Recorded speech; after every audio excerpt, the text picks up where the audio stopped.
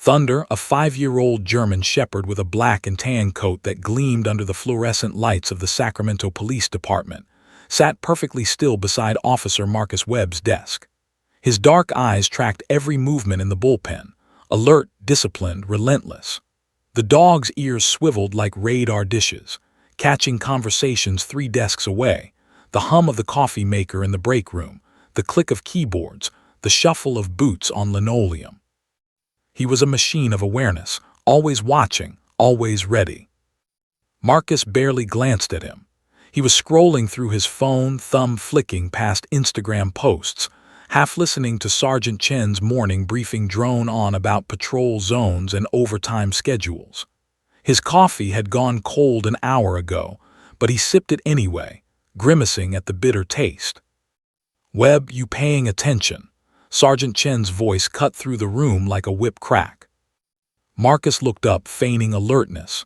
"Yeah, Sarge, warehouse raid. Suspected drug operation, got it." Chen's eyes narrowed. He'd dealt with Marcus's attitude for 6 months now, ever since the young officer transferred in from patrol with a chip on his shoulder and a resume built for SWAT. "This isn't a routine bust, Webb. DEA's been tracking this crew for 8 months. These aren't corner dealers. They're heavily armed, organized, and dangerous." "Understood." "Do you?" Chen stepped closer, his jaw tight.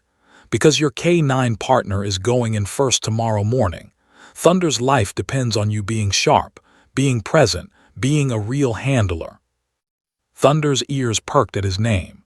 His tail gave a single, hopeful thump against the floor, eager, ready, desperate for approval from the man who held his leash.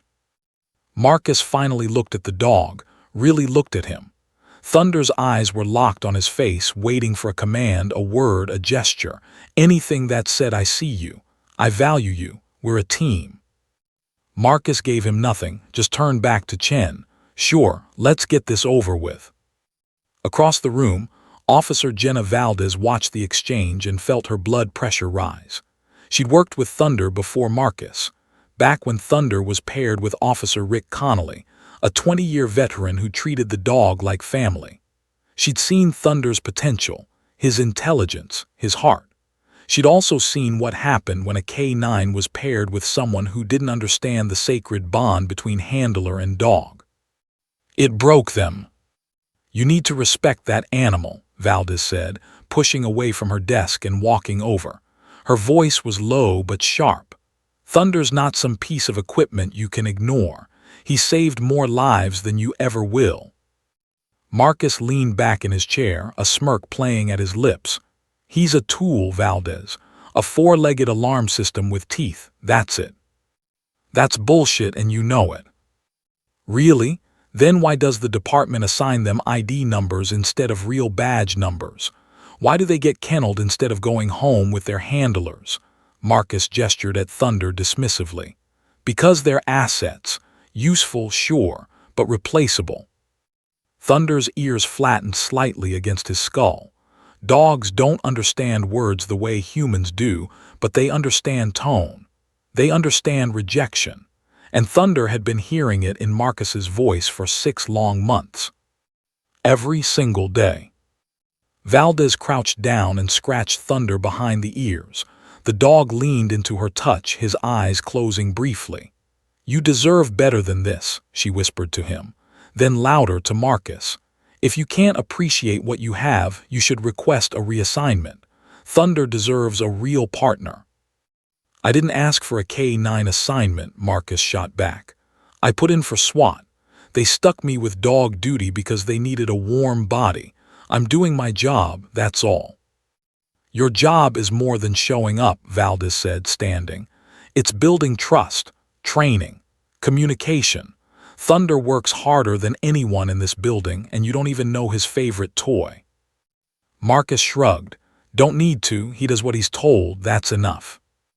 Valdez looked at him with something between pity and disgust. "You're going to regret that attitude one day, Webb. I just hope Thunder's not the one who pays the price for it." She walked away, leaving Marcus alone with the dog. Thunder watched her go, then turned back to Marcus, his expression hopeful again. Dogs forgive. They always forgive. It's what makes them better than us. That night, Marcus went home to his studio apartment in Midtown Sacramento. Thunder rode in the back of the patrol SUV in his reinforced kennel, watching the city lights blur past.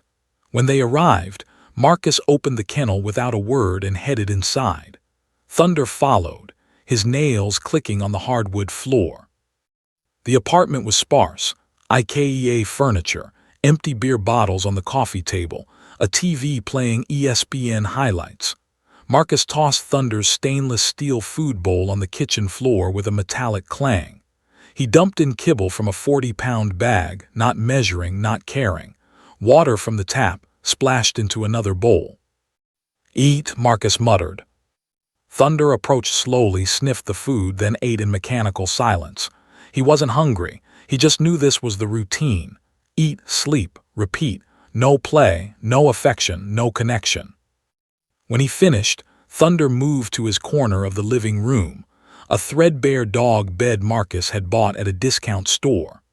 The dog circled 3 times before curling up tight, his nose tucked under his tail.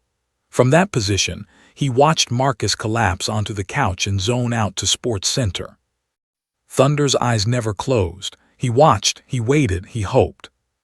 Maybe tonight Marcus would call him over. Maybe he'd scratch his ears or tell him he was a good boy. Maybe tonight would be different. It wasn't. At 3:00 a.m., Marcus's alarm blared, a harsh electronic scream that shattered the silence. Marcus groaned, silenced it, and rolled out of bed. Thunder was already standing by the door, fully alert despite not having slept. His body was tense with anticipation. This was what he lived for: the work, the mission, the chance to prove his worth. Marcus dressed in the dark tactical vest, weapon check, radio. He filled a thermos with coffee, grabbed his keys, and finally looked at Thunder. "Let's go." They drove to the staging area in silence. The city was still asleep, streetlights creating pools of yellow in the darkness. Thunder watched out the window, his reflection ghosting across the glass. He looked tired, older than his 5 years. By 3:50 a.m., they arrived at the industrial east side where 12 officers were already assembled. Black tactical vehicles, rifles, night vision. The air was cold and heavy with pre-dawn moisture.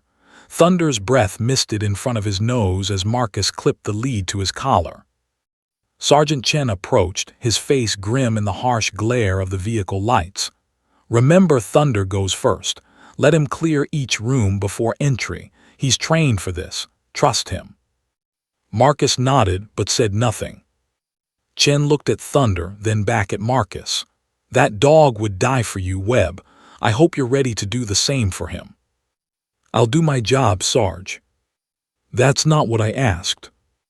At exactly 4:00 a.m., the battering ram hit the door with a thunderous crack.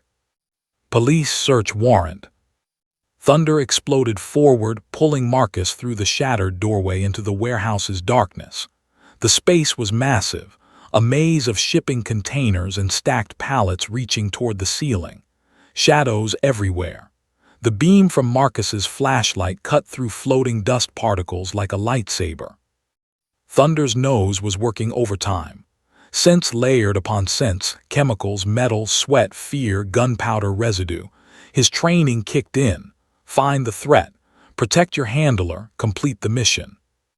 Then they heard it, footsteps, running, somewhere deep inside the warehouse's labyrinth. "Go, Thunder, seek." The dog surged ahead, his claws scraping against concrete, muscles coiling and releasing like springs. Marcus struggled to keep up, his gear clanking, his breathing loud in his own ears. They rounded a corner marked by a faded yellow forklift, then another past rusted barrels marked with hazard symbols. Suddenly Thunder stopped dead. His entire body went rigid, nose pointed at a closed metal door spray-painted with graffiti. Every muscle in his body locked. His tail went horizontal, his ears forward. He'd found something. Marcus radioed it in, his voice tight. "Suspect located. Southeast corner metal door, Thunder's alerting. Hold position, Chen's voice crackled back. We're coming to you, do not breach alone. But Marcus was done waiting, done being the guy with the dog while others got the glory. He wanted this bust. He wanted to prove he didn't need a four-legged partner to do real police work. His boot hit the door. It flew inward with a metallic shriek. The room inside was dark except for a single bare bulb hanging from a chain, swaying slightly. 3 men stood in the shadows, but Marcus only registered them for a split second before Thunder bolted past him, not toward the men, but toward a back corner where cardboard boxes were stacked to the ceiling. Thunder no heel. But Thunder didn't stop. He never stopped, because he knew something Marcus didn't, something critical, something that meant life or death. One of the men's hand moved to his waistband, pulled metal, raised it. Thunder was already in the air when the gunshot exploded through the warehouse. And the world turned red. The gunshot echoed through the warehouse like a cannon blast, reverberating off metal walls and concrete floors. For a split second, time seemed to freeze. Marcus saw the muzzle flash, bright orange in the darkness, saw Thunder's body jerk mid-leap, saw the exact moment the bullet tore through fur and flesh and muscle. But Thunder's momentum carried him forward anyway, 80 pounds of pure determination. His jaws clamped down on the gunman's forearm with a sickening crunch of bone. The weapon, a Glock 19, clattered to the concrete floor, spinning away into the shadows. The man screamed, a high-pitched wail that echoed through the warehouse. Shots fired. SHOTS fired. Marcus's voice cracked over the radio as he dove behind a metal drum, his training overriding his shock. His hands shook as he drew his service weapon, scanning for additional threats. The other 2 suspects scattered like roaches when the lights come on. One sprinted toward a back exit, his footsteps pounding against concrete. The other pulled a knife from his belt, a wicked-looking serrated blade that caught the light. Backup poured through the warehouse entrance like a flood. Flashlights cut through the darkness from every angle, shouting, boots on concrete, the controlled chaos of a tactical response. Get the dog off me, get it off. The gunman was on the ground now, Thunder's weight pinning him down. Blood was spreading across the concrete, but Marcus couldn't tell if it was from the man's shredded arm or from Thunder's chest. Thunder didn't let go. Even as blood spread across his black and tan coat, soaking through until it glistened wet and dark under the dim light, his grip held firm. Years of training overrode everything, the pain, the shock, the biological imperative to flee when wounded. His brown eyes were glazed but focused. Protect. Hold. Don't release until commanded. Even dying, Thunder was still doing his job. Thunder, release. Marcus scrambled forward, finally seeing the dark crimson stain spreading across Thunder's right side. The fur was matted, wet, wrong. So much blood, too much blood. The dog's jaw went slack. He stumbled sideways, his legs buckling like a newborn colt trying to stand. Marcus caught him before he hit the ground, and the dog's weight, suddenly so heavy, nearly pulled him down too. No, no, no, no. Marcus cradled Thunder against his chest. The dog's blood was hot against his hands, pulsing with each weakening heartbeat. He pressed his palms against the wound, trying to stop the bleeding, but it kept coming, kept flowing between his fingers like water through a dam with too many cracks. Officer Valdez burst into the room with 3 other tactical officers. They moved with mechanical precision. One secured the gunman, slapping cuffs on him while he whimpered about his arm. Another tackled the suspect with the knife. The third cleared the back exit, weapon raised, flashlight cutting through the darkness. Professional, efficient, exactly as trained. But when Valdez saw Thunder in Marcus's arms, her professional composure shattered. Her face went white. Oh God, Marcus. Call a vet, now. Marcus's voice broke on the last word. His hands were shaking violently, blood covering them up to his wrists. Thunder's blood, his partner's blood, the blood of a dog he'd treated like equipment for 6 months. Thunder tried to lift his head, his dark eyes searching for Marcus's face. His tail gave one weak thump against Marcus's leg, a feeble gesture that broke something fundamental in Marcus's chest. Did I do good? Am I a good boy? Please tell me I'm a good boy. Stay with me, buddy. Come on, stay with me. Marcus's voice cracked completely now, tears cutting tracks through the dust on his face. I'm sorry. I'm so sorry. You're a good boy. You're the best boy. Please don't leave, please. 6 months of indifference shattered in an instant. 6 months of treating Thunder like a tool, like an obstacle between Marcus and his real ambitions. And now this brave, loyal, perfect creature was bleeding out in his arms because Marcus had been too proud, too impatient, too stupid to wait for backup. Valdez was already on her radio, her voice tight and professional despite the tears in her eyes. We need emergency veterinary response at our location immediately. K9 officer down, critical injuries, gunshot wound to the chest. Roll everything you have. The warehouse lights flickered on, flooding the space with harsh fluorescent brightness. In that sudden clarity, Marcus could finally see what Thunder had been running toward, what the dog had been trying to alert to. The corner where Thunder had bolted, the cardboard boxes stacked haphazardly, and behind them, 5 large propane tanks, each one rigged with wires in a spider's web of red and black. A digital timer sat in the center, its LED display glowing an angry red. 7:42, 7:41, 7:40.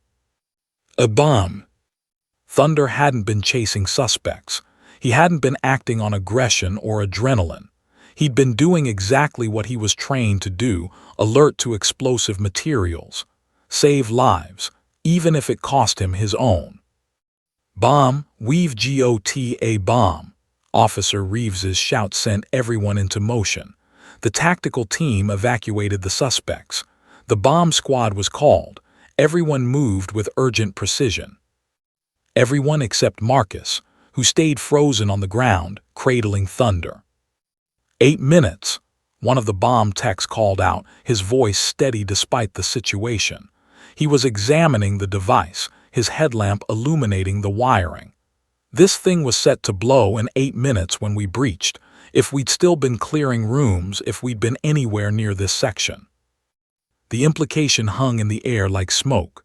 12 officers, 3 suspects, everyone in a 300-yard radius, all dead, all vaporized, all gone if not for Thunder. The dog had saved all of them. Marcus held Thunder closer, feeling the dog's breathing become shallow and irregular. Each breath was a struggle, each heartbeat weaker than the last. I'm sorry. I'm so sorry. You're the best partner anyone could ask for. You're a hero. Please hold on, please. Thunder's eyes began to drift closed. His body went limp in Marcus's arms. The veterinary emergency van screeched to a stop outside, tires screaming. 2 techs rushed in with a stretcher, medical bags, and urgent efficiency. They worked fast, IV line in Thunder's leg, pressure bandages around his chest, oxygen mask over his muzzle. One tech checked his vitals and shook her head slightly. Pulse is thready, blood pressure's critical, we're losing him. The lead tech, a woman in her 30s with capable hands, looked at Marcus. We need to move now, every second counts. They loaded Thunder onto the stretcher. His eyes opened briefly, found Marcus's face one more time. I love you. Even though you didn't love me back, I still love you. Then they were rushing toward the van. Marcus tried to climb in after them, but the tech pushed him back firmly. No room. We need space to work. Sacramento Veterinary Emergency Center on Folsom Boulevard. You can meet us there. Go, now. The doors slammed shut. The van's lights, red and blue, disappeared into the pre-dawn darkness, siren wailing a lonely song. Marcus stood there in the warehouse parking lot, Thunder's blood drying on his hands, on his uniform, on his soul. Behind him, the bomb squad worked to disarm the device. Officers gave statements. Crime scene tape went up. The machinery of justice ground forward. But Marcus couldn't move, Couldn't think, couldn't breathe. Sergeant Chen placed a hand on his shoulder. You did good in there, Webb. Stopped a major threat. Marcus shook his head violently. He did good. Thunder did good. I almost got us all killed because I didn't trust him. I didn't listen. He was trying to tell me about the bomb, and I just kicked that door open like an idiot. You couldn't have known. He knew. That's what K9s do. They know things we don't. Marcus's voice rose to a shout. And I've spent 6 months treating him like he's worthless. Chen didn't argue. What could he say? They rode back to the station in silence as the sun rose, painting Sacramento's skyline in shades of orange and gold. By the time they arrived at 6:47 a.m., the story had already spread through the department like wildfire. K9 Thunder, the legendary explosives detection dog who'd found everything from bombs to buried bodies, had been shot in the line of duty, saving an entire tactical team. Marcus went straight to his locker, peeling off his blood-soaked vest with shaking hands. His uniform shirt was stiff with dried blood. He could smell it, copper and iron and death. His phone buzzed. A text from the vet center. K9 Thunder in emergency surgery, critical condition, extensive internal damage, will update in 2 hours. 2 hours felt like 2 lifetimes. Marcus sat in the locker room with his head in his hands, replaying every moment. Every time he'd ignored Thunder's attempts at connection. Every time he'd treated him like equipment instead of a living being who just wanted to be loved. The dog had tried to earn his trust every single day for 6 months, and Marcus had given him nothing in return. Nothing but contempt. Until Thunder had given him everything, his courage, his life. Marcus's phone buzzed again. His heart lurched. Maybe it was an update, maybe Thunder had pulled through, maybe. But it wasn't the vet. It was a group text from Officer Brian Kowalski to the entire tactical team. Thunder didn't make it. Just got word from my buddy at the vet center. Surgery failed. Too much internal damage. He's gone. Hell of a dog. R.I.P.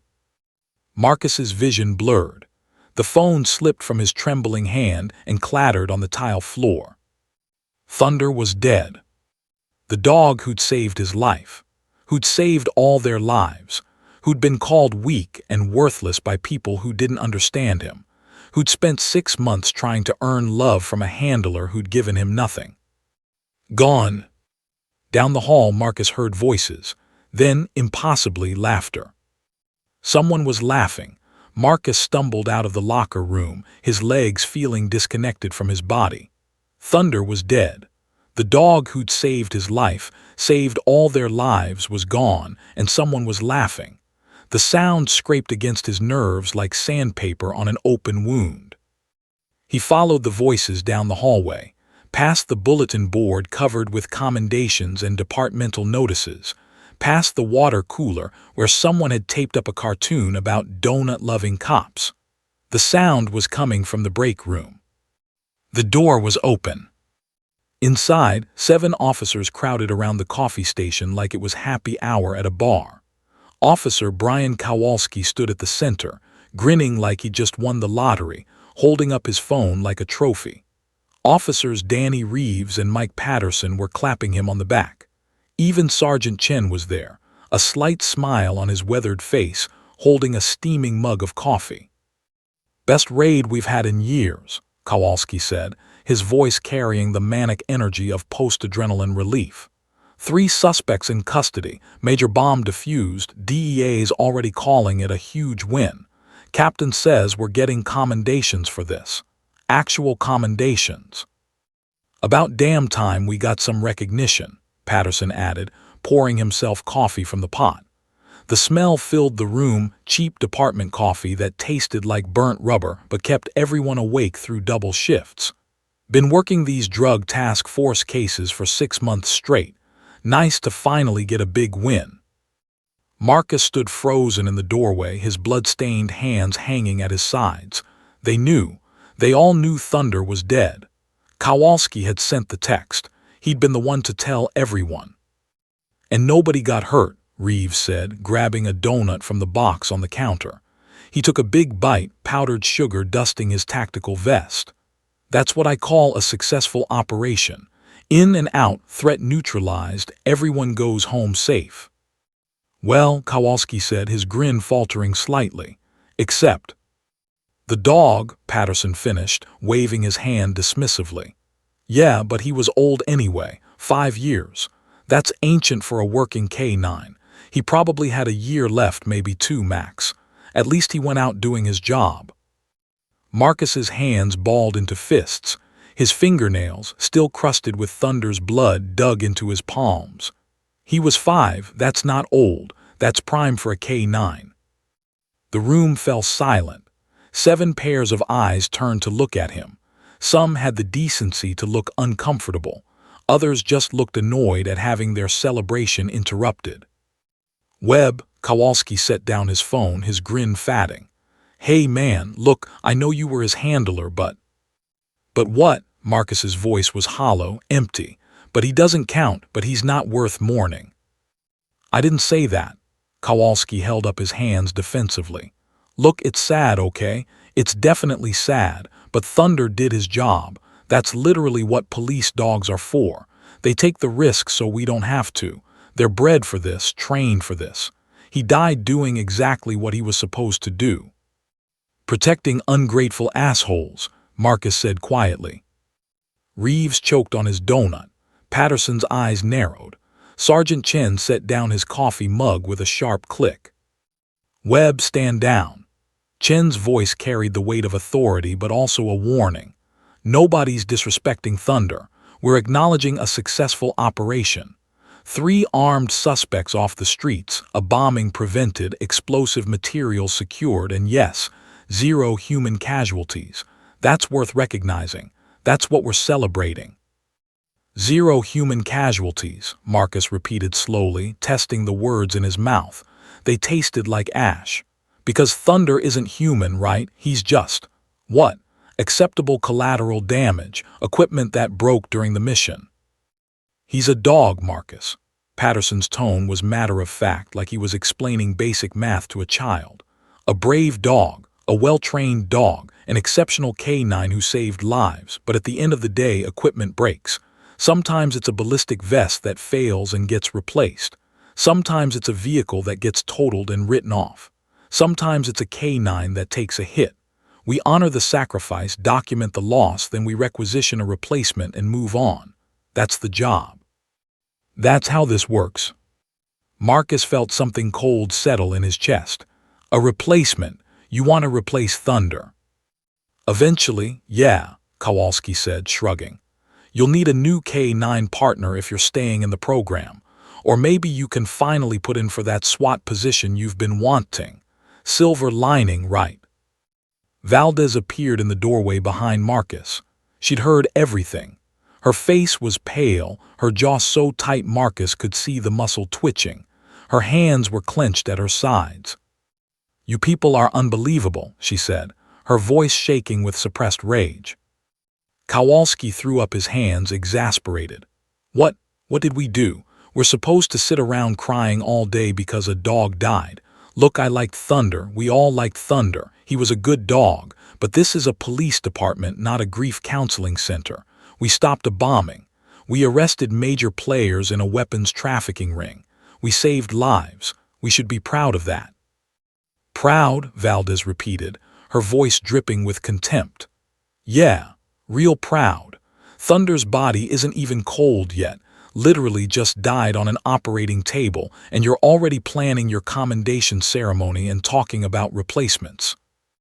That's not fair, Valdez, Chen said, stepping forward. His expression was conflicted, caught between maintaining order and acknowledging the validity of her anger. We can mourn Thunder and acknowledge good police work. They're not mutually exclusive. Thunder would want us to recognize that lives were saved today.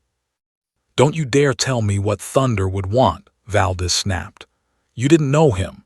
None of you did, except maybe Marcus, and he's only just now figuring out what he lost. Marcus looked around the room.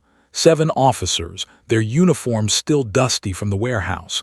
their faces flushed with adrenaline and coffee and the intoxicating high of a successful operation. 7 people Thunder would have died to protect without a second's hesitation. 7 people who'd worked alongside him, relied on him, used him. And not one of them seemed to understand what they'd lost. Not a hero, not a partner, not a cop. Just a dog, just equipment, just acceptable collateral damage in the war on crime. He wasn't equipment, Marcus said, his voice cracking. He was better than all of us, braver, more loyal, more true. He would have died for any one of you without thinking twice. And he did. And you're standing here eating donuts. The words landed like grenades in the small room.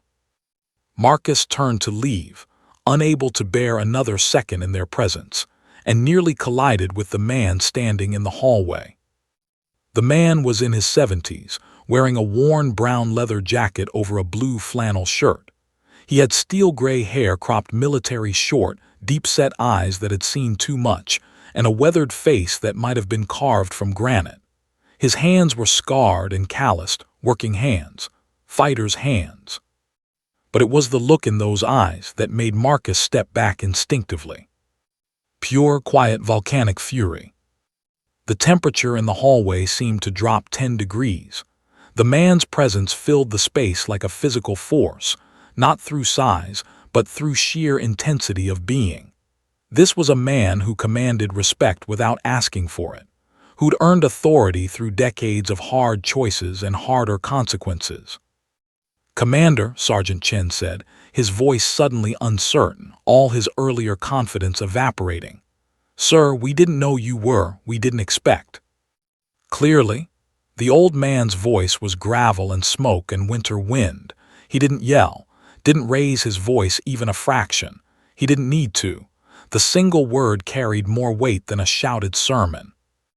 Marcus recognized him from the photos lining the station hallway, the wall of honor where legendary officers were memorialized. Commander James Harrison, retired 5 years ago after 32 years with Sacramento PD, war veteran, 2 tours in Vietnam.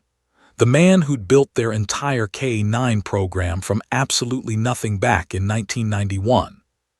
The man who'd personally trained Thunder. Harrison's eyes swept the break room slowly, methodically, taking in every detail. The coffee cups, the donut box, the relaxed postures, the lingering smiles now dying on faces like flowers in frost. The complete absence of grief.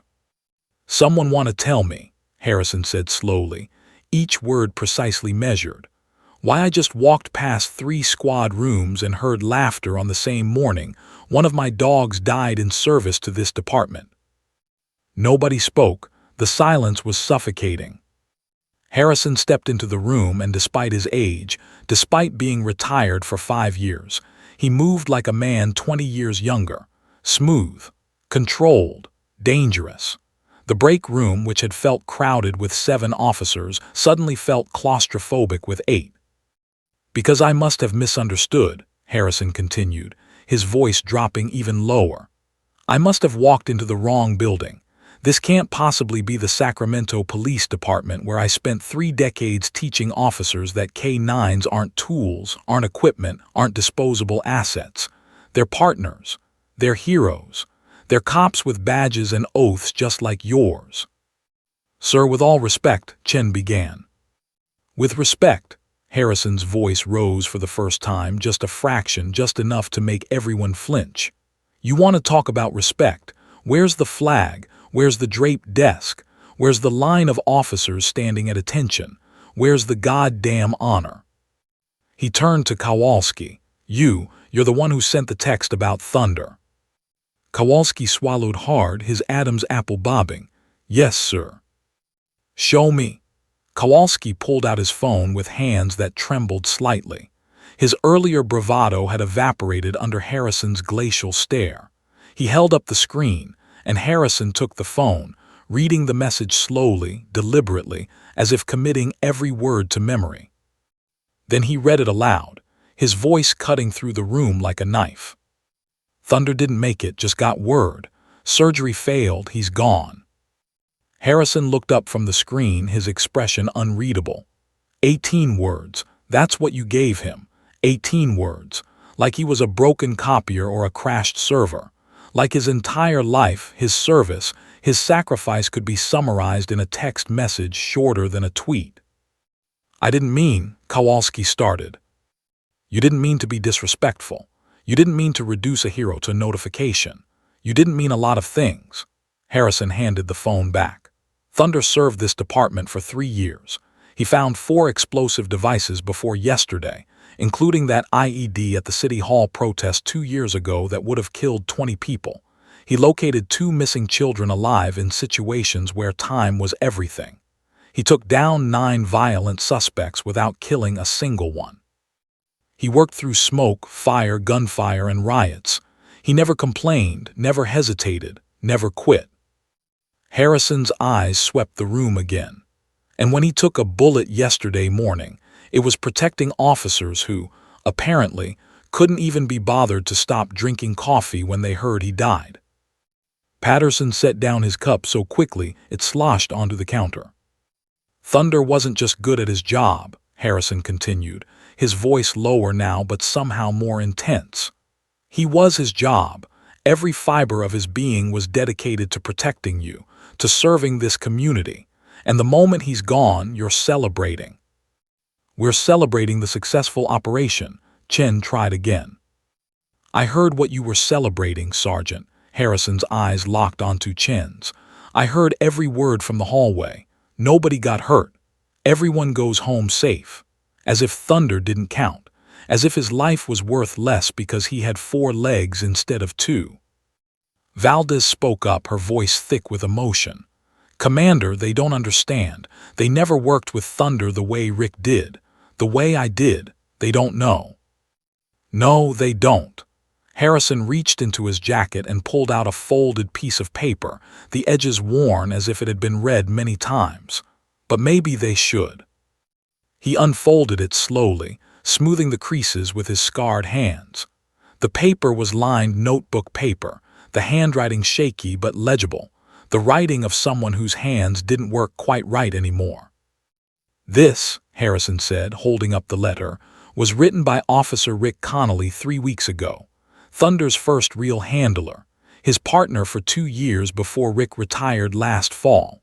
Rick moved to Arizona with his wife, wanted to spend his final years in the sunshine. Final years? Reeves asked quietly. Rick has stage 4 lung cancer, Harrison said, and the words fell like stones into still water. Mesothelioma from his time as a Navy firefighter in the 80s, asbestos exposure. He was given 8 months last January. He's down to maybe 10 weeks now. Valdez's hand flew to her mouth. She'd known Rick, had trained with him, had attended his retirement party where Thunder had been given a special award for his service. Rick wrote this because he wanted me to know what Thunder meant to him, Harrison continued. Because he's dying, and when you're dying, you think a lot about legacy, about what matters, about who matters. The room was completely silent now.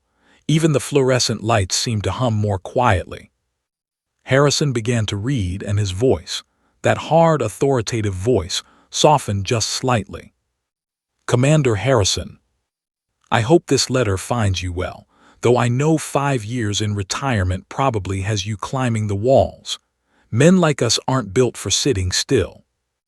I'm writing because I've been thinking a lot about legacy lately, what we leave behind when we're gone, what actually matters when all the noise falls away.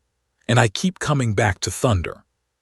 People who have never worked with a K-9 don't understand the bond. They think it's like having a very obedient pet, or maybe a piece of really smart equipment with fur.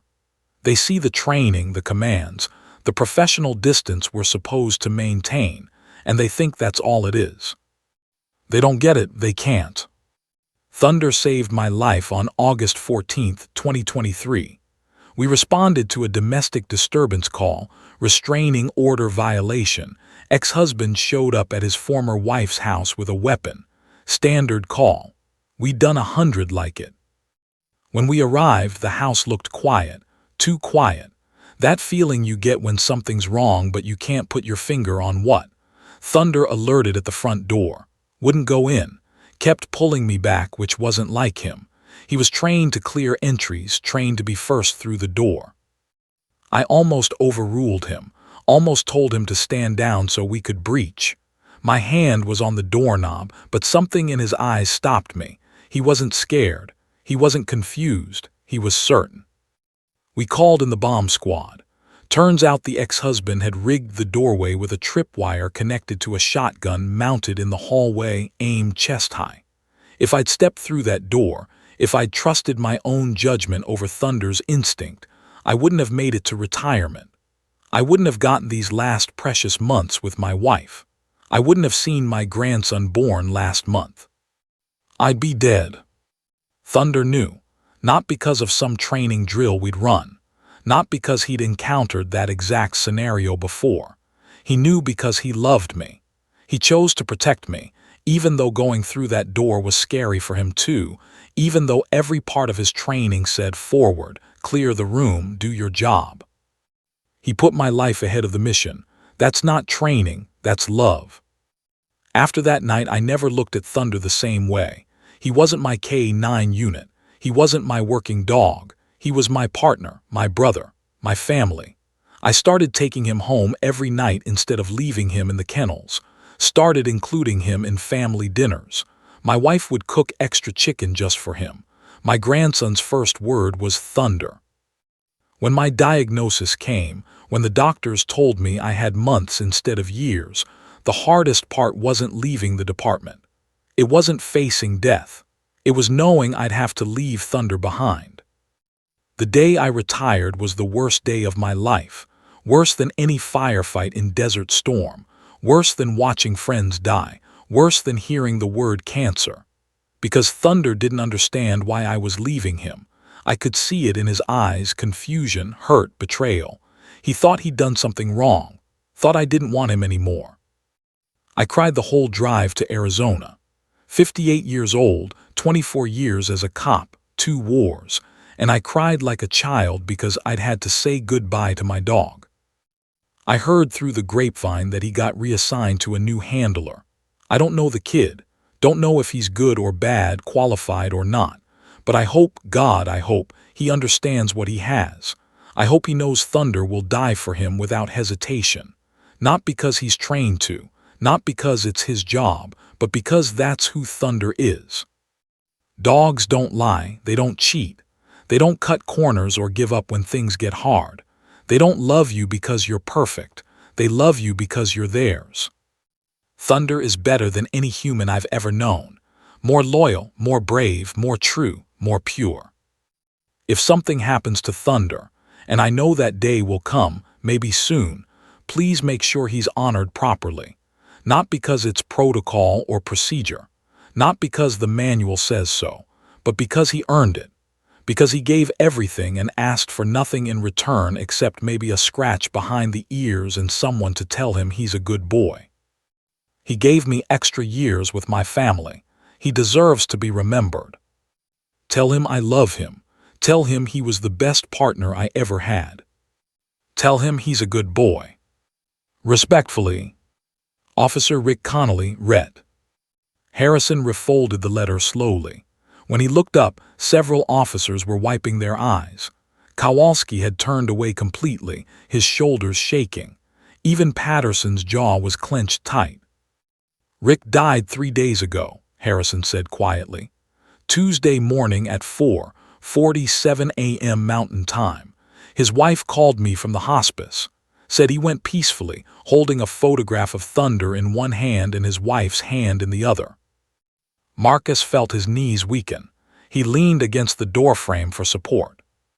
So you'll forgive me, Harrison continued, his voice hardening again, if I'm not in the mood to hear about commendations and successful operations and acceptable losses. Because the only officer who truly understood Thunder's worth, who truly honored his service, who truly loved him, that officer never got to say goodbye. Died without knowing what happened to his partner. And the officers who get to be here, who get to keep breathing because Thunder took that bullet. He stopped, took a breath, steadied himself. You're celebrating with coffee and donuts." The silence was deafening. Then Sergeant Chen spoke. "Commander, what do we do now?" Harrison walked to the break room window and stared out at the parking lot below. Squad cars lined up in neat rows. The morning sun glinted off their windshields.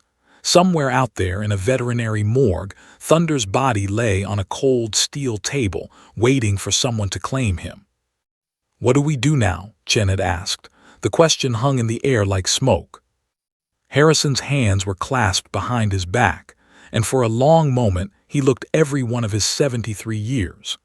The weight of decades seemed to settle on his shoulders, all the operations, all the losses, all the dogs who'd given everything. "You want to know what to do," Harrison said finally, not turning from the window. "Then first you need to understand who Thunder really was, where he came from, why he ended up in Sacramento." Marcus pushed off the doorframe. "Commander." "Thunder was born on a ranch in Montana," Harrison began, his voice taking on the cadence of a storyteller. "Small town called Wolf Creek, population maybe 200. His mother was a champion working dog, herding, protection work, competition circuits. Won best in show at the Western Regional K9 trials 3 years running. His father came from a direct German police bloodline. His grandfather had worked in Berlin, finding survivors after building collapses. Thunder was supposed to be special from the moment he was born." Valdez moved into the room, listening intently. The other officers had gone quiet, their earlier celebration forgotten. When Thunder was 8 weeks old, just a puppy barely weaned, a private military contractor called Sentinel Defense Solutions bought him, paid $20,000 cash. They were building an elite K9 program for overseas deployment. Afghanistan, Iraq, Syria, private security operations protecting oil fields and corporate executives in war zones. They wanted the best dogs money could buy. Thunder was going to be one of their star assets. Kowalski spoke up quietly, but he ended up here instead. Why? Harrison turned from the window, and his face was difficult to read. Because at 18 months old, during advanced combat training at their facility in Virginia, Thunder washed out of the program. The room erupted in surprise. "Thunder," Reeves said, "our Thunder failed." Catastrophically. Harrison's expression was grim. The contractors put him through what they called stress inoculation training. It's designed to harden dogs for combat zones, simulated gunfire, explosions, aggressive scenarios. They needed dogs who wouldn't freeze under fire, who'd attack on command without hesitation, who could work in absolute chaos. He paused and something like pain crossed his weathered features. Thunder couldn't do it. When they fired weapons near him, he'd cower. When they used aggressive training methods to desensitize him, shock collars, intimidation tactics, what some would call abuse, he'd shut down completely. Wouldn't eat, wouldn't engage, just lay in his kennel shaking. Marcus felt sick. The image of Thunder, proud, brave Thunder, cowering and shaking, felt fundamentally wrong. "The trainers called him weak," Harrison continued, his voice hardening. "Soft, useless, a genetic failure. They said he had no drive, no courage, no value. One trainer wrote in his evaluation report, 'Subject exhibits pathological fear response incompatible with tactical deployment. Recommend immediate disposal.' Disposal. Like he was trash." "Jesus," Patterson muttered. "The contractor was going to have him euthanized," Harrison said. "They don't keep failed dogs, too expensive to feed and house animals that can't generate revenue. But one of their trainers, a woman named Sarah Chen, actually Sergeant Chen's cousin." Chen's eyes widened. "Sarah, I had no idea." "Sarah couldn't do it. She'd worked with Thunder for 6 months, and she saw something the others didn't. She saw a dog who wasn't built for aggression and violence, a dog whose sensitivity wasn't weakness but a different kind of strength. So the night before Thunder was scheduled to be put down, Sarah loaded him in her car at 2 a.m. and drove away." "She stole a $20,000 dog?" Kowalski asked, incredulous. "She saved a life," Valdez corrected sharply. Sarah drove 32 hours straight from Virginia to California, Harrison continued. Barely stopped except for gas and to let Thunder relieve himself. She maxed out 3 credit cards on the trip: gas, food, a motel room where she smuggled Thunder in because she couldn't leave him in the car. She believed in him that much. Harrison pulled out his phone and scrolled through old photos. He held it up, showing a younger version of himself, more hair, less gray, standing next to a gangly, uncertain German shepherd who looked haunted. The dog's ears were back, his posture submissive, his eyes wary. That's Thunder at 2 years old, the day Sarah brought him to me. I was still on active duty then, running the K9 program. She called me from the road and said, "Commander, I have a dog who isn't built for war, but he might be built for something better. Will you give him a chance?" Marcus stared at the photo. That scared, broken dog barely resembled the confident K9 he'd worked with for 6 months. "When I met Thunder, he was terrified of everything," Harrison said. "Loud noises made him shake. Quick movements made him flinch. He'd been punished for showing fear, scolded for being gentle, rejected for having empathy. But when he looked at me, really looked at me, I saw what Sarah saw." "What?" Marcus asked. "A dog who didn't want to hurt anyone. He wanted to save people. He wanted to protect, not destroy. His sensitivity wasn't a flaw, it was his greatest gift. He could read human emotion better than any dog I'd ever encountered. He knew when someone was in pain, when they were scared, when they needed help. He cared." Harrison put away his phone. "So I didn't retrain him. I trained him to be exactly what he already was: compassionate, intuitive, protective. I taught him that his gentle nature wasn't something to fix or hide. It was his superpower." "How long did that take?" Chen asked. 8 months of intensive work. I personally handled his training, explosives detection, search and rescue, victim location, crowd control. But more than that, I taught him to trust again, to believe that humans wouldn't always hurt him, that his love and loyalty wouldn't always be rejected. Harrison's voice grew softer. He became an expert in finding what was hidden and dangerous, but his real gift: he could tell when someone was hurting emotionally. When an officer was having a bad day, Thunder would sit with them. When a victim was traumatized, he'd rest his head in their lap. Thunder didn't just save lives, he healed people. Valdez nodded, wiping her eyes. "I saw that. After the elementary school shooting 3 years ago, Thunder spent hours with the children, just being present, letting them pet him. Some of those kids, that dog was the only thing that made them feel safe again." "Exactly," Harrison said. "Thunder never worked out of duty or discipline or training. He worked out of love. That's why he was so effective. And that's why—" his voice caught slightly— "that's why he didn't deserve Marcus Webb." Marcus flinched but didn't argue. How could he? "When Rick retired and Thunder needed reassignment, I wasn't here anymore," Harrison continued, looking at Chen. "I trusted the department to assign him to someone who understood his value, someone who would appreciate what a privilege it was to work with him." Chen's face reddened. "Commander, I thought Webb needed structure, needed to learn." "You thought wrong. You assigned Thunder to a kid who wanted SWAT glory and saw a K9 assignment as an obstacle to his ambitions. And yesterday, Thunder paid the price for that mistake with his life." "That's not entirely fair," Patterson interjected. "Webb was there. Thunder died protecting his handler during a successful operation. That's exactly what Rick's letter described. Thunder would die for his partner without hesitation." "Because that's what dogs do." Harrison's composure finally cracked completely. His voice echoed off the walls, filled with decades of frustration and grief. "They love us even when we don't deserve it. They protect us even when we treat them like garbage. Thunder spent 6 months trying to earn Marcus's respect, his affection, his basic kindness, and he got nothing. And when that moment came, when the bullet was fired, Thunder still jumped because that's who he was. That's who he'd always been." The room went silent, except for Harrison's heavy breathing. He steadied himself, composing his features with visible effort. Thunder was a dog who was called a failure by people who wanted him to be something he wasn't, who was rejected, abused, nearly killed for having a heart.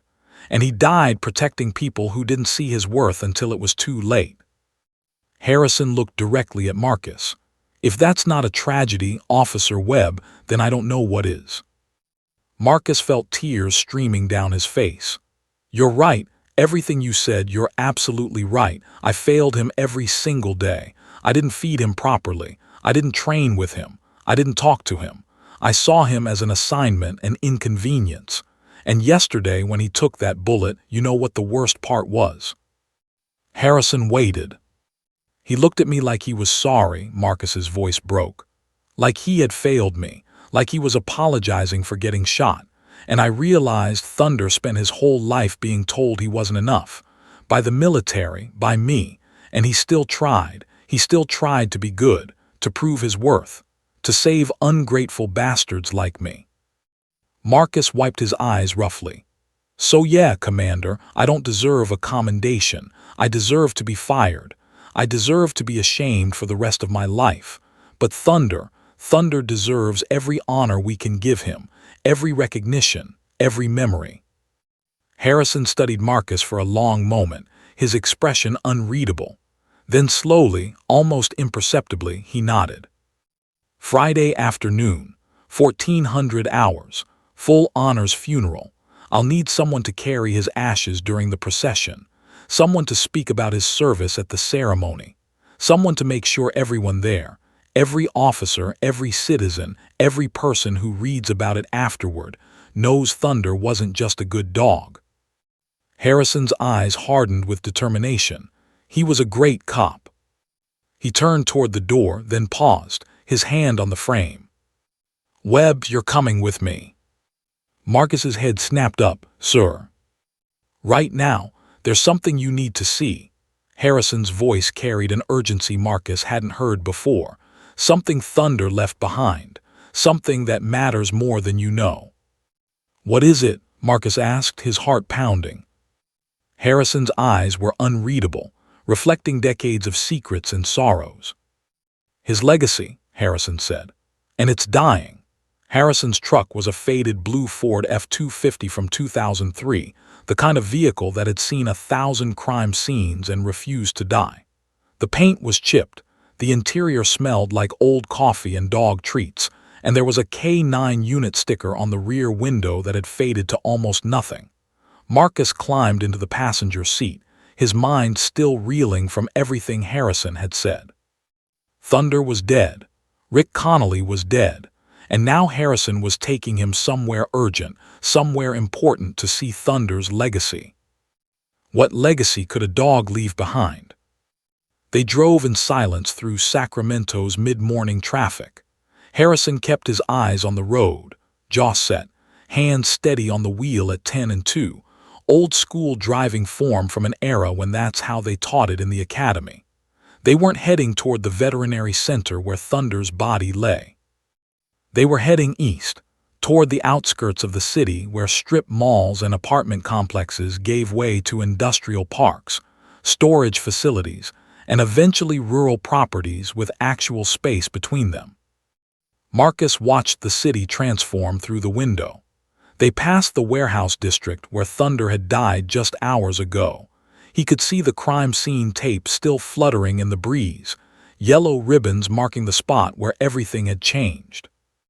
After 25 minutes of driving, Harrison turned down a long gravel driveway that crunched under the truck's tires.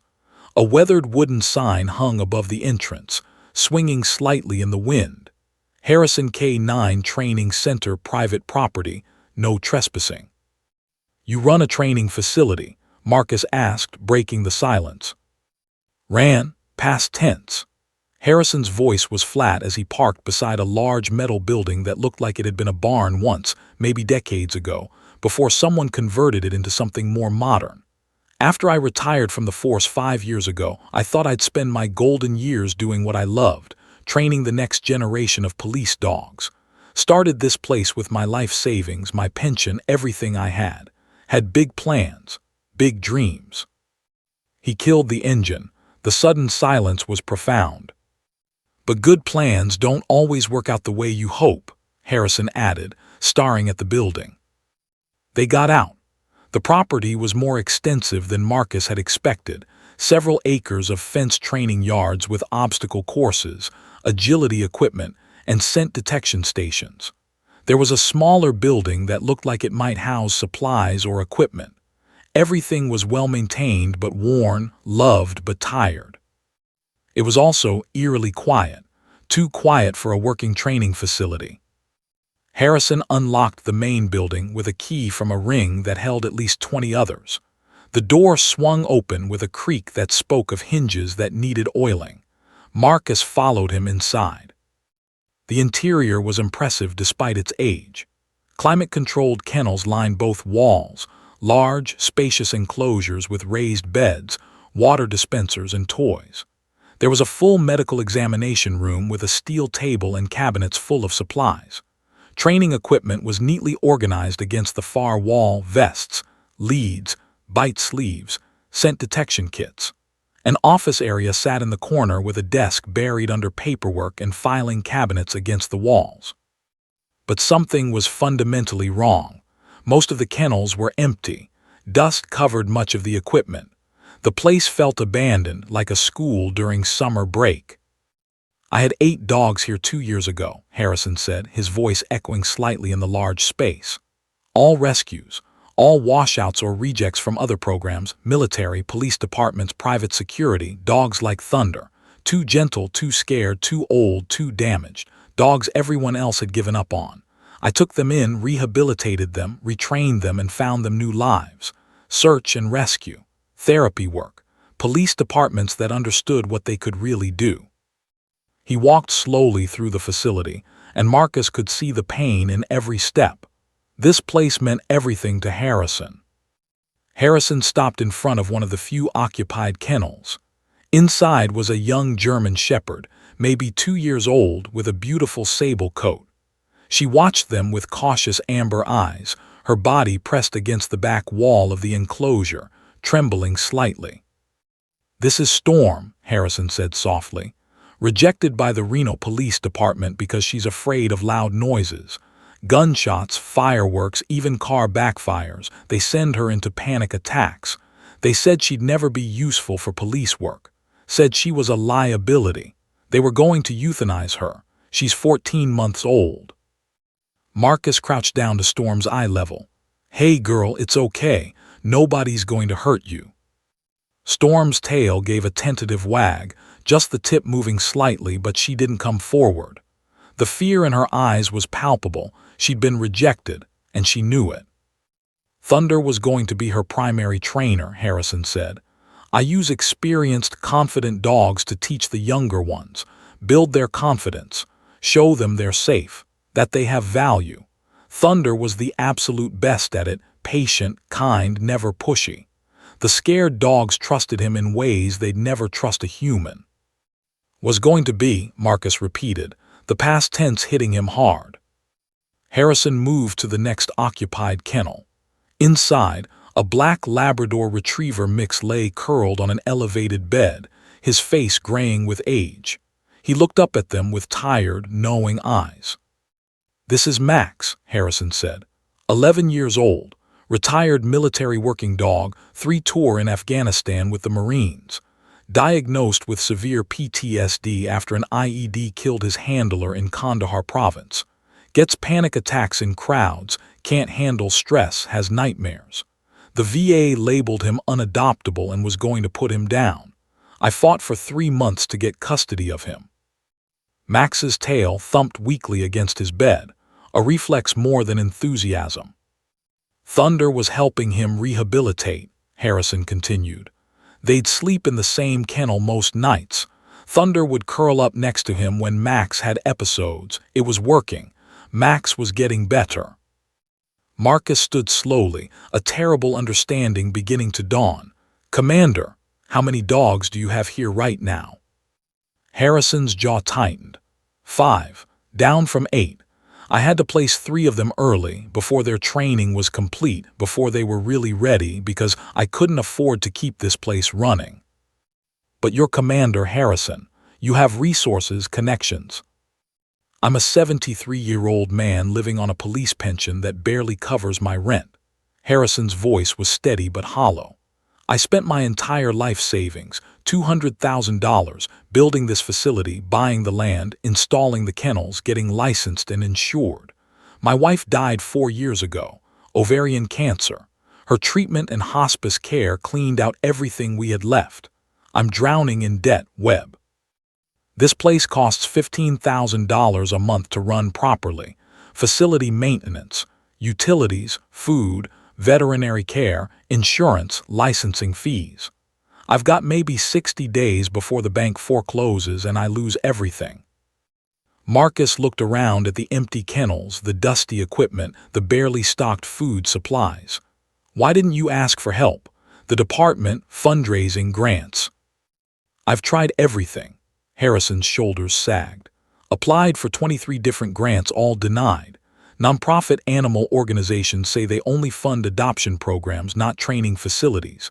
Police departments want success stories, not facilities for washouts and failures.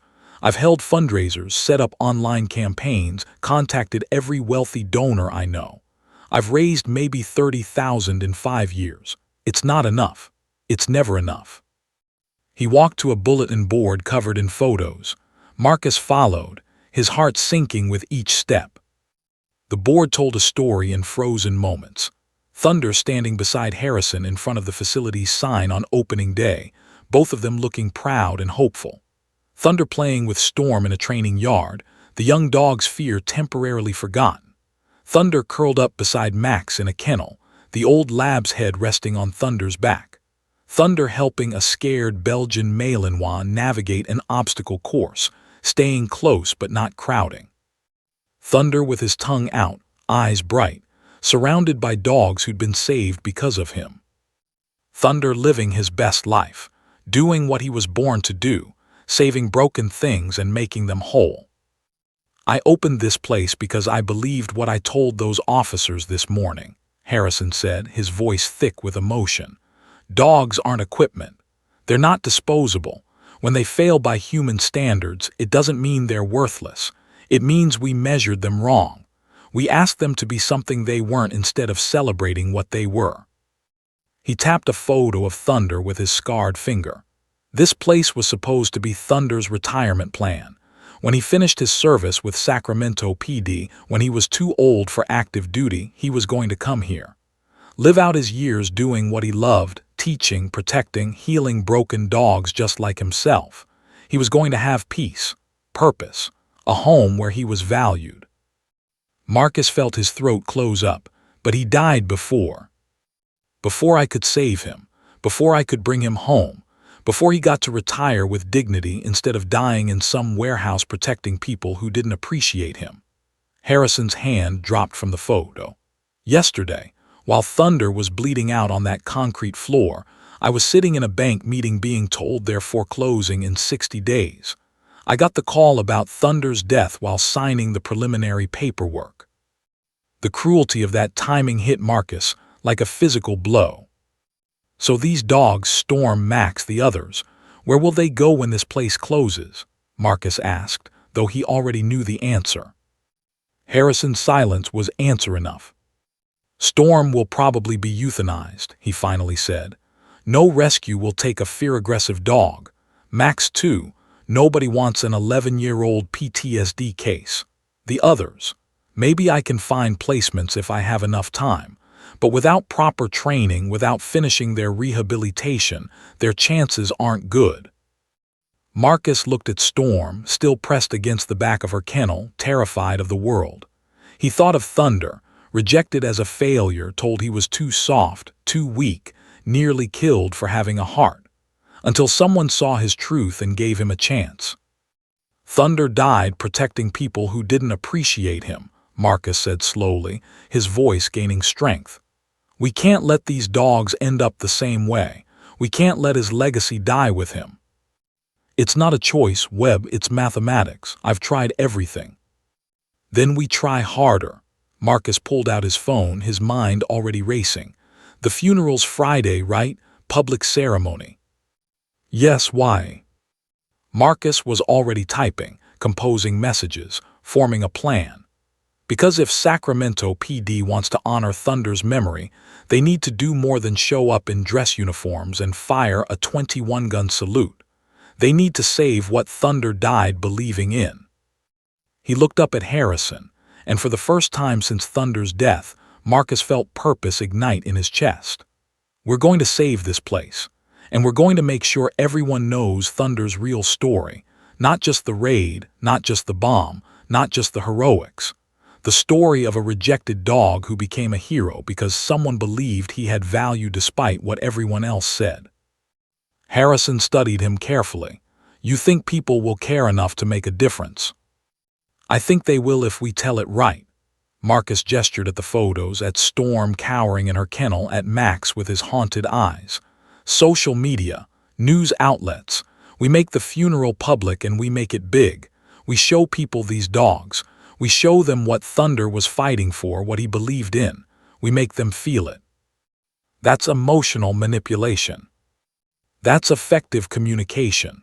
Marcus met his eyes. You taught Thunder his sensitivity was his superpower. Well, people have that too. They have compassion and empathy buried under cynicism and busy lives. We just need to wake it up, remind them what matters. For the first time that morning, something like hope flickered across Harrison's weathered face. You might actually mean this. I owe Thunder everything, Marcus said, and he meant it with every fiber of his being. The absolute least I can do is save his legacy, save these dogs, prove that his death meant something beyond just another successful operation.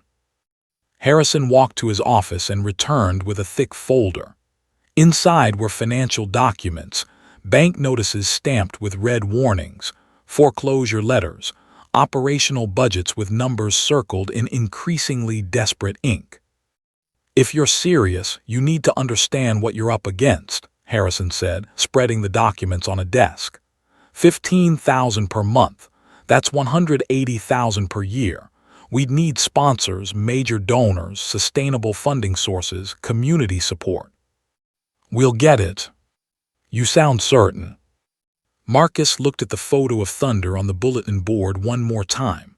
The dog's eyes were bright with joy, tongue lolling out in a happy pant, surrounded by the dogs he'd saved. A dog who'd been called a failure. A dog who'd proved everyone wrong. A dog who'd saved lives anyway. Thunder taught me something yesterday morning, Marcus said quietly. Sometimes the best way to honor the dead is to fight like hell for the living, to finish what they started. Harrison extended his hand. His grip was strong despite his age, calloused and scarred from decades of work. Then let's fight, Officer Webb. They shook hands, a pact, a promise, a commitment. Neither man saw the black sedan with tinted windows that had just pulled up outside the facility. Neither noticed the two federal agents in dark suits stepping out, their faces serious, their badges ready. And neither could have predicted what those agents were about to tell them would change everything. The knock on the training center's metal door was sharp, official, and unmistakably authoritative. The kind of knock that announced law enforcement before any badge was shown. Harrison and Marcus exchanged glances.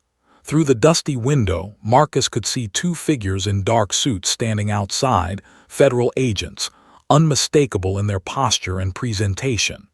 After 20 years in law enforcement, you learn to recognize the FBI stance. Feet shoulder-width apart, hands ready to reach for credentials or weapons, eyes scanning everything. Harrison moved to the door and opened it. Can I help you? The first agent was a woman in her mid-40s with sharp, intelligent eyes and auburn hair pulled back in a severe bun. She already had her badge in her hand, holding it up with the practiced efficiency of someone who'd done this 1,000 times. Commander James Harrison. Her voice was crisp, professional.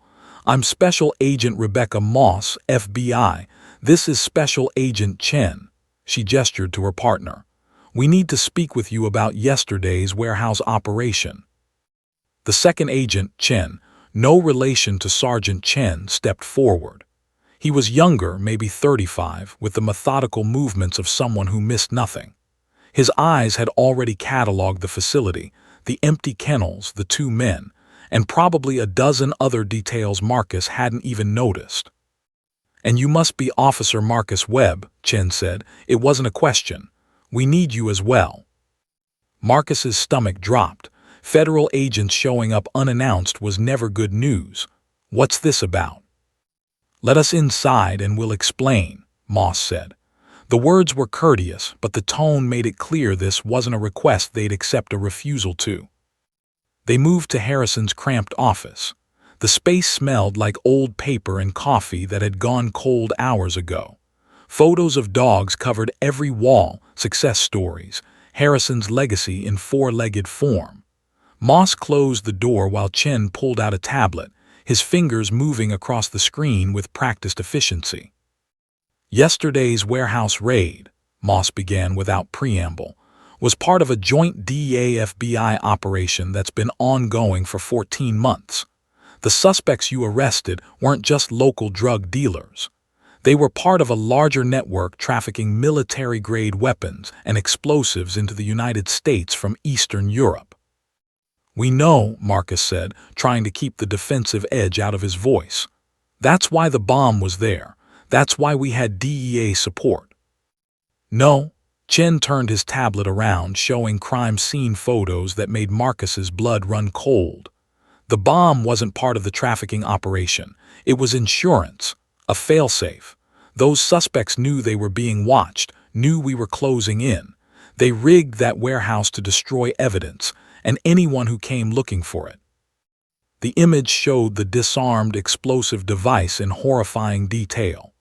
Marcus recognized the propane tanks from yesterday, but now he could see the sophisticated wiring, the multiple detonators, the sheer scale of the device. "This wasn't some amateur pipe bomb," Chen continued, his voice clinically detached. "This was C4 plastic explosive, approximately 15 pounds, wired to a sophisticated trigger system with multiple redundancies. Our explosives team estimates that if it had detonated on schedule, it would have leveled the entire building and everything within a 300-yard radius." Marcus felt his mouth go dry. 300 yards, but we had officers positioned. 12 officers on site, Moss finished, consulting notes on her own tablet. Plus 3 fire units stationed 2 blocks away as backup. Plus 4 DEA agents in surveillance vans. Plus approximately 17 civilians in nearby businesses that were already open. We're looking at potential casualties in the dozens if that device had gone off on its original 8-minute schedule. Harrison leaned back in his chair, and suddenly he looked every one of his 73 years. Thunder found it with 8 minutes to spare. Thunder found it with exactly 7 minutes 42 seconds remaining on the timer, Chen corrected, which raises some questions we need answered. "Questions?" Marcus's voice hardened, his grief transforming into defensive anger. "What kind of questions? You think Thunder's alert was somehow suspicious?" Moss held up a hand, her expression softening fractionally. "Officer Webb, we're not here to question Thunder's actions or your conduct. Quite the opposite, actually." Marcus blinked, confused. "I don't understand." "According to your incident report, you breached the room without waiting for backup. Is that accurate?" Moss's tone was neutral, non-accusatory, but Marcus still felt the weight of the question. "Yes." He forced himself to meet her eyes. "I made a tactical error. I was impatient. I wanted the arrest. If Thunder hadn't been faster than me, hadn't alerted immediately and drawn the suspect's attention, we'd be having a very different conversation right now." "You'd be dead," Chen said bluntly. "Everyone would be dead, which is why we're here." Moss pulled out a file folder, setting it on Harrison's cluttered desk. K9 Thunder's actions yesterday morning didn't just save a local police operation. His alert prevented what we're classifying as a domestic terrorism incident. The suspects you arrested have connections to a militia group operating in Northern California. That bomb was being prepared for transport to Sacramento's federal courthouse downtown. The room seemed to tilt. Marcus gripped the edge of the desk. The courthouse, when? Next Monday, Moss said. The trial of Marcus Delgado, the leader of a drug cartel we've been pursuing for 3 years, starts Monday morning. That courthouse will have 200 people inside: judges, lawyers, witnesses, jurors, civilians. That bomb was meant to kill them all and destroy evidence that would convict Delgado and 17 members of his organization. Jesus Christ, Harrison breathed. Chen pulled up another document on his tablet. Thunder didn't just save the 12 officers in that warehouse yesterday, Commander. He saved hundreds of people who don't even know how close they came to dying. People who will walk into that courthouse Monday morning without ever knowing a bomb was supposed to be there. Which brings us to why we're here, Moss continued. She opened the file folder, revealing official federal documents with Department of Justice letterhead. The Federal Law Enforcement Animal Protection Act of 2021. Are you familiar with it? Both Marcus and Harrison shook their heads. It was passed specifically to grant federal recognition and benefits to K-9s killed in operations involving federal agents or federal crimes, Moss explained. Thunder qualifies on both counts. Federal agents were part of the operation, and preventing that courthouse bombing makes this a federal terrorism case. Harrison sat forward slowly. What kind of recognition? Full federal honors at burial if desired, Chen said, reading from his tablet. Inclusion in the National Law Enforcement Officers Memorial, a Medal of Valor from the Department of Justice, and, he paused for emphasis, a one-time federal grant of $150,000 to be used specifically for K-9 programs or facilities in Thunder's name. The office went completely silent. Marcus couldn't breathe, couldn't process what he'd just heard. 150, Harrison's voice cracked. He tried again. $150,000. Correct, Moss confirmed. It's designed to support K-9 training programs, care facilities, or memorial programs. The funds can be directed to any qualified facility chosen by Thunder's handler or department. There are conditions, of course. The money must be used within 18 months. It must go to a legitimate registered K-9 program, and it requires a formal application process with documentation of how the funds will be used. Harrison and Marcus locked eyes across the desk. $150,000, 10 months of operating expenses, enough time to find sustainable funding, enough time to save Storm, Max, and every other dog who came through these doors. Enough to save Thunder's legacy. We can do that, Harrison said immediately, his voice steady despite the emotion in his eyes. This facility is registered. I have all the paperwork, all the licenses, all the documentation you need. Chen nodded. We know. We did our homework before coming here, Commander. Harrison K-9 Training Center, established 2020, registered nonprofit, currently at risk of foreclosure due to funding issues. He looked up from his tablet. This grant could change that. It could change everything, Marcus said quietly. There are additional requirements, Moss continued, her tone becoming more serious. We need both of you to testify at trial. The suspects you arrested yesterday, specifically Daniel Kovich, the one who shot Thunder, his lawyer is claiming self-defense. Says Thunder attacked without provocation, that Kovich feared for his life and had no choice but to shoot. Marcus shot to his feet, rage flooding through him. That's complete bullshit. Thunder was doing his job, following commands, acting under handler direction. We know, Moss said calmly, and we need you to testify to exactly that. We need definitive testimony that Thunder was a trained, controlled K-9 acting under legitimate law enforcement authority, that this was a justified deployment, not an unprovoked attack. We need you to establish that Kovich shot a police officer in the line of duty. Of course we'll testify, Harrison said firmly, whatever you need. Good, Moss closed her folder, because if Kovich's defense succeeds, it sets a dangerous precedent. It makes it easier for criminals to claim self-defense when shooting police K-9s. It undermines the legal protections these animals have. Thunder's case could either strengthen K-9 protection laws nationwide or weaken them significantly. Marcus sat down slowly, the full weight of it settling on his shoulders. So Thunder's legacy isn't just this facility, it's legal precedent. It's protecting every police dog in the country. Exactly, Chen said. The trial starts in 6 weeks. We'll be in touch with details about the grant application process and trial preparation. In the meantime, he looked at both of them. Plan that funeral, make it big, make it public. Make people remember who Thunder was and what he represented. We will, Marcus promised. The agent stood, preparing to leave. At the door, Moss paused and turned back. For what it's worth, gentlemen, Thunder was a hero in every sense of the word. Make sure the world knows it. They left as efficiently as they'd arrived, the black sedan pulling away down the gravel driveway. Harrison and Marcus sat in stunned silence for a long moment.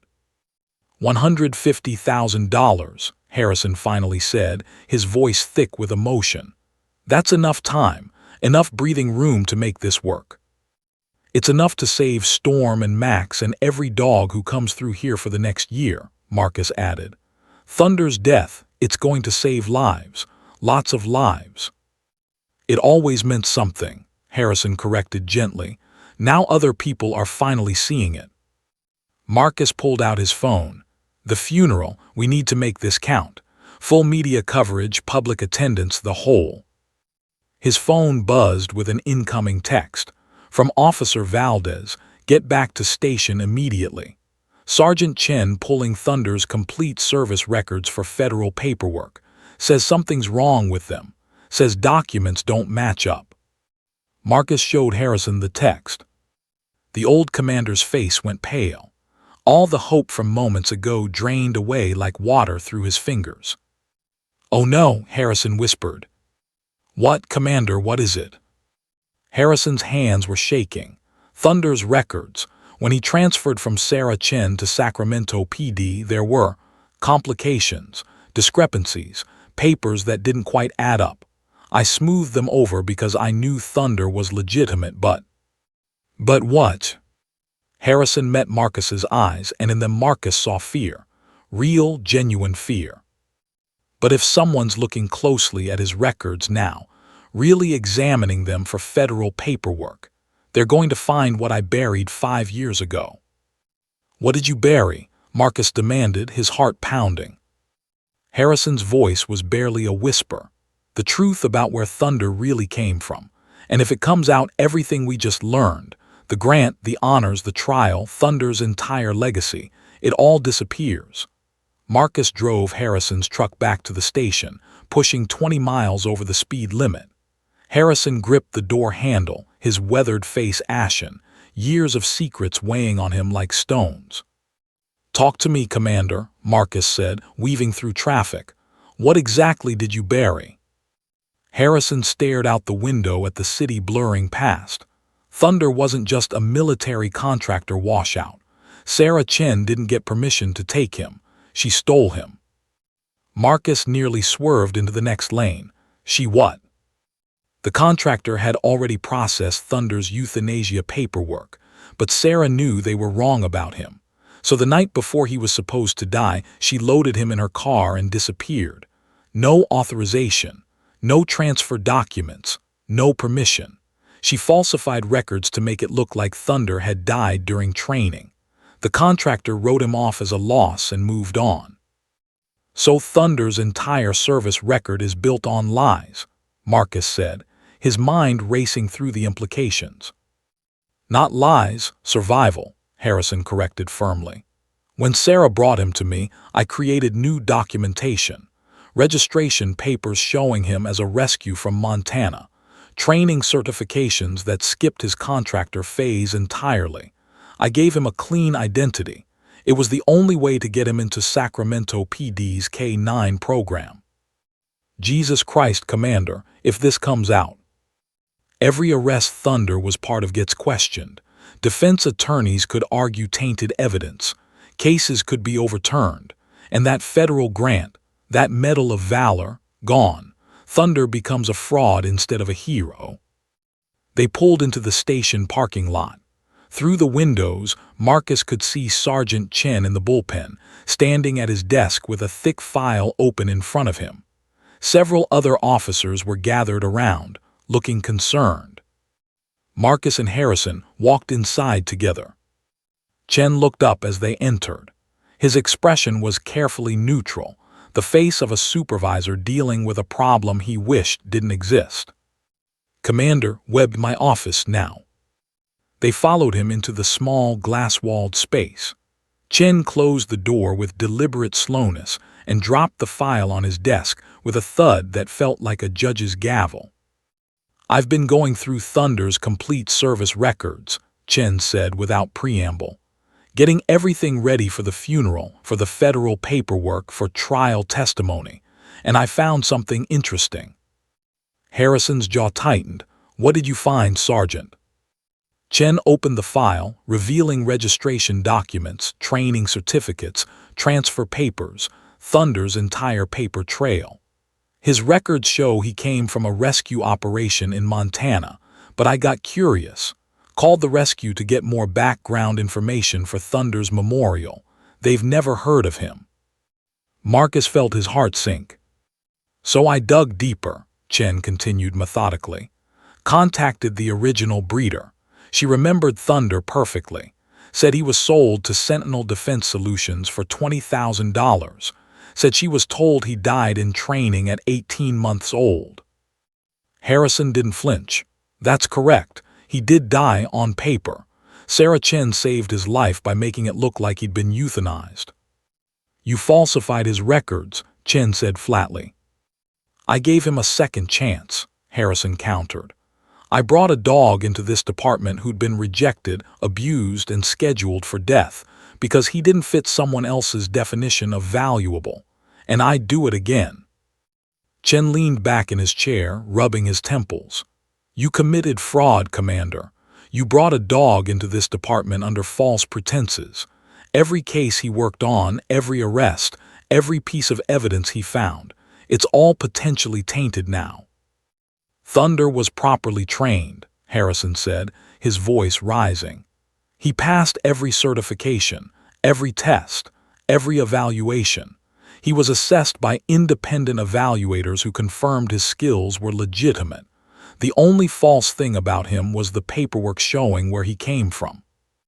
"That's not how the law works." "The law rejected Thunder because he had a heart," Marcus interrupted, surprising himself with his vehemence. "The law said he was worthless because he couldn't be turned into a weapon. Commander Harrison saw past that. He saved Thunder's life and gave him a purpose. Everything Thunder accomplished after that, every life saved, every bomb found, every child rescued, that was real." Chen stood up, his face flushed. "I understand that, Webb, I do, but I have a responsibility to this department." "Your responsibility is to do the right thing," Harrison said quietly, with the authority of 3 decades in uniform. "And the right thing is honoring Thunder's service, not destroying it over paperwork technicalities." The 3 men stood in tense silence. Outside the office, other officers had stopped working, watching the confrontation through the glass walls. Finally, Chen picked up the file. He looked at it for a long moment, then looked at Marcus and Harrison. "I'm going to ask you both a question," Chen said slowly, "and I need honest answers. Was Thunder properly trained to K-9 standards? Did he meet every qualification required of a Sacramento PD working dog?" "Yes," Harrison said without hesitation. "I trained him personally. He exceeded every standard. His skills were verified multiple times by certified independent evaluators. So the only issue is the paper trail documenting his origin." "Yes." Chen looked at Marcus.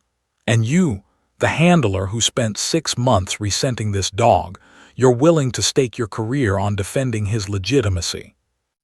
Marcus thought about Thunder in that warehouse. The dog jumping in front of a bullet.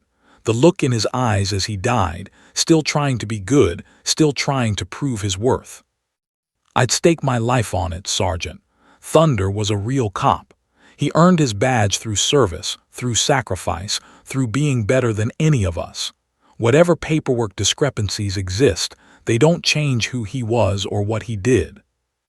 Chen walked to his window, looking out at the bullpen where officers were processing arrests, filing reports, doing the daily work of justice.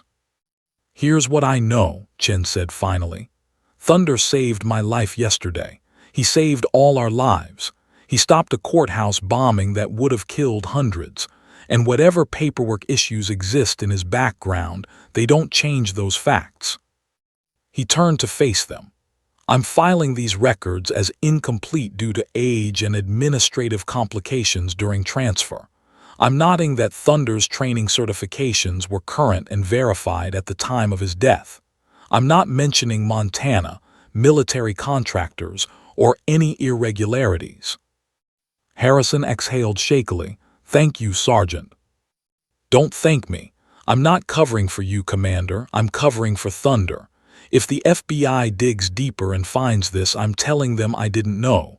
You fix these records before Friday's funeral. Make them airtight.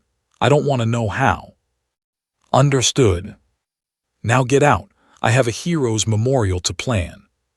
5 days later. The Sacramento Police Department Memorial Garden overflowed with people. Over 300 attendees, officers in dress blues, federal agents, city officials, and hundreds of citizens who'd been touched by Thunder's story. At the front, a flag-draped mahogany box contained Thunder's ashes. His badge, K9007, was mounted on top alongside a portrait showing him in his working vest, alert and proud. Marcus stood at the podium in his dress uniform, Thunder's leather leash coiled in his hands. "Thunder taught me what it means to serve," Marcus began, his voice carrying across the silent crowd. "Not through what he did in that warehouse, but through how he lived every single day, with courage, with compassion, with unwavering loyalty to people who often didn't deserve it." He told Thunder's story, all of it, the rejection by the military, the near execution, Sarah Chen's midnight rescue, Harrison's rehabilitation, Rick Connolly's love, the years of service, the final sacrifice. "Thunder was called a failure by people who measured worth in aggression and violence," Marcus said, "but he proved them all wrong. He showed us that true courage isn't about being the toughest or most aggressive. It's about being brave enough to care, to protect, to love unconditionally." When Marcus finished, Harrison spoke about the training facility and announced the federal grant. The crowd erupted in applause. Donations were pledged on the spot, enough to sustain the facility for years. The ceremony ended with a 21-gun salute. Thunder's badge was retired and placed in the Hall of Honor. 3 months later, Marcus stood in the training yard of the Harrison K9 Training Center, now officially renamed the Thunder Memorial K9 Rehabilitation Center. Storm was running an obstacle course with confidence, no longer afraid. Max dozed peacefully in the sun. 12 dogs now called the facility home, with departments across California requesting their graduates. The Kovich trial had ended in conviction. 25 years, Thunder's testimony, delivered through Marcus and Harrison, had mattered. Marcus's phone buzzed, an acceptance letter. He'd been offered a permanent position as the facility's head trainer. He turned down SWAT without hesitation. Harrison walked over, moving slower now but smiling. "Storm's ready. San Francisco PD wants her." "She'll be amazing," Marcus said. They stood together, watching the dogs play in the afternoon sun. Above them, clouds parted and golden light broke through. And for just a moment, Marcus swore he heard it, a familiar bark in the distance. Thunder's bark. His partner, his teacher, his hero. Thunder's legacy lived on, not in death, but in every life he'd touched, every dog they'd save in his name, and every heart that learned what he'd always known. that the greatest strength isn't in never falling but in getting back up, in choosing love over fear, in being brave enough to care. The end.